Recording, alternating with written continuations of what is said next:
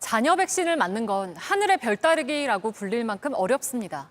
잘 나오지도 않고 나와도 금세 사라집니다. 그런데 어렵지 않게 백신을 맞았다는 사람들이 꽤 있습니다. 병원에 아는 사람이 있으면 된다는 지인 찬스 얘기도 들립니다. 정말 이게 가능한 건지 추적보도국 최승훈 기자가 추적해봤습니다. 지난 5월부터 남는 백신을 네이버와 카카오톡에서 예약할 수 있게 됐습니다. 하늘의 별 따기였습니다. 자동으로 클릭해서 예약까지 해주는 프로그램까지 나왔습니다. 돈을 받고 대신 예약해준다는 업자도 등장했습니다. 그런데 이보다 더 쉬운 방법이 있다는 제보가 들어왔습니다. 취재진은 한 40대 남성을 만났습니다. 아는 의사가 오라길래 거리가 좀 멀었지만 바로 가서 백신을 맞았다고 말했습니다. 또 다른 여성은 가족이 아는 의사를 통해서 백신을 맞았다고 했습니다. 이들이 말한 병원 중 한 곳에 전화를 걸었습니다. 병원 관계자와 알고 있어서 백신을 맞은 사람이 있는데 또 맞을 수 있는지 물었습니다. 좀 약이 생기면 먼저 좀 연락을 주실 수는 있을까요? 네, 그 성함하고 전화번호 한번 줘보세요. 고요. 010에 하여간에 뭐 있으면 연락드릴게요. 어떻게 이런 일이 가능한 걸까? 예방접종 시행지침에 따르면 백신이 남았을 때 네이버와 카카오톡에 먼저 올려야 합니다. 그래도 남으면 손으로 적는 예비 명단을 보조적으로만 쓸 수 있습니다. 이 기회도 인터넷 사용이 상대적으로 쉽지 않은 만 60세 이상이나 만성 질환자 등에게 먼저 줘야 합니다. 그런데 일부는 이걸 무시하고 백신이 남으면 아는 사람에게 주고 예비 명단에 섞어서 적는 겁니다. 실제로 일부 병원은 예비 명단만 쓰고 있습니다. 저희는 지금 예비 명단으로다가 하고 있거든요. SNS로는 따로 안 올라가요? 네, 저희 병원 쪽에서 따로 그걸 안 올리고 있어요. 간호조무사 커뮤니티에는 지인에게 접종해주는 방법까지 올라와 있습니다. 예비 명단에 접종 이력을 등록할 때 자녀 백신이 아닌 기타라고 입력하라고 합니다. 나이도 상관없습니다. 얀센, 아스트라제네카, 화이자 백신까지 다 접종했다고 말합니다. 지금까지 모두 95만 7천여 명이 자녀 백신을 맞았습니다. 이 가운데 76만 5천여 명은 59세 이하입니다. 그런데 예비 명단으로 맞은 사람이 SNS로 예약해 맞은 사람보다 더 많습니다. 비교적 공정하고 편리한 SNS 예약 대신에 예비 명단이 많이 쓰이고 있는 현실입니다. 공정성에 문제가 생기지 않도록 질병관리청은 이렇게 예비 명단이 편법적인 통로로 쓰일 수 있다고 설명했습니다. 모든 국민이 공정하게 접종을 받을 수 있도록 예약 창구를 일원화하는 등 접종 체계를 보완할 필요가 있습니다. JTBC 최승훈입니다. 만 60세 이상 고령층 가운데서 아직 백신을 안 맞은 사람들을 위한 사전 예약이 이틀 전부터 시작됐습니다.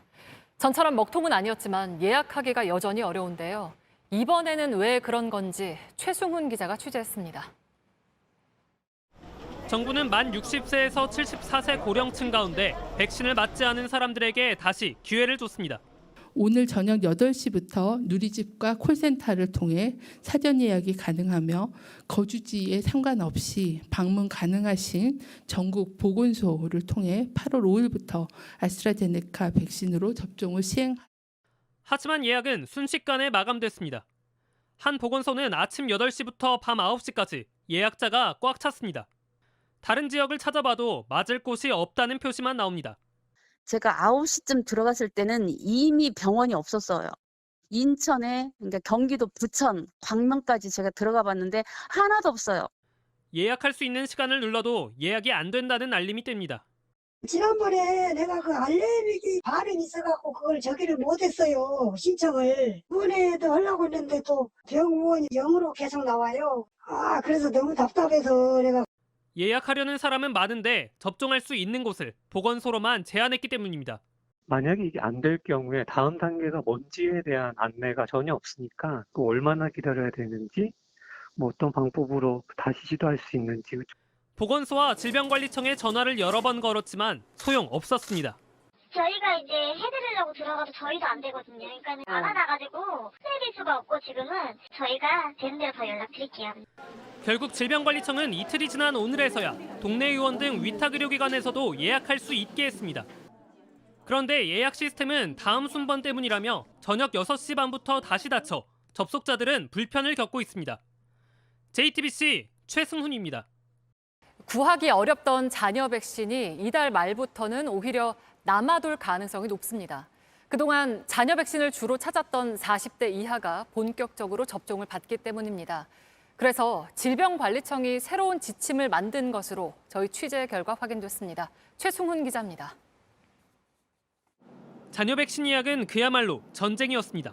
하루 종일 휴대전화를 들여다보고 아무리 빨리 버튼을 눌러도 잡기 어려웠습니다. 더 빠른 자동 예약 프로그램을 만들었다며 앞다퉈 인터넷에 올리기도 했습니다. 돈을 받고 대신 예약을 내주는 업자까지 나왔습니다. 그런데 이달 말부터는 오히려 남아돕니다. 그동안 주로 잔여 백신을 찾았던 40대 이하에 대한 백신 접종이 오는 26일부터 시작되기 때문입니다. 예방접종을 사전 예약하면 잔여 백신은 맞을 수 없습니다. 그래서 질병관리청이 새로운 지침을 정했습니다. 질병관리청 관계자는 JTBC와의 통화에서 아직 백신을 맞지 않은 50대 이상과 만성질환자를 먼저 맞춰달라고 권고할 계획이라며 지인 찬스와 같은 불공정 논란을 줄이기 위해서라고 설명했습니다. 이를 위해 네이버나 카카오톡과 함께 손으로 적는 예비 명단을 주로 쓰는 걸 검토하고 있습니다. 다만 정부 계획대로 9월 중순 국민 70% 이상이 1차 접종을 마친 뒤 대규모 2차 접종이 시작되면 잔여 백신 폐기는 불가피합니다. 남은 백신을 다시 모아 추가 접종 등에 쓰는 방안은 하지 않기로 했습니다. 한편 정부는 사전 예약 시스템 성능을 크게 개선했다고 밝혔습니다. 1시간에 처리할 수 있는 예약을 30만 건에서 100만 건으로 늘렸다고 설명했습니다. 또 청장년층 예약을 시작하는 9일까지 200만 건으로 늘리겠다고 강조했습니다. JTBC 최승훈입니다.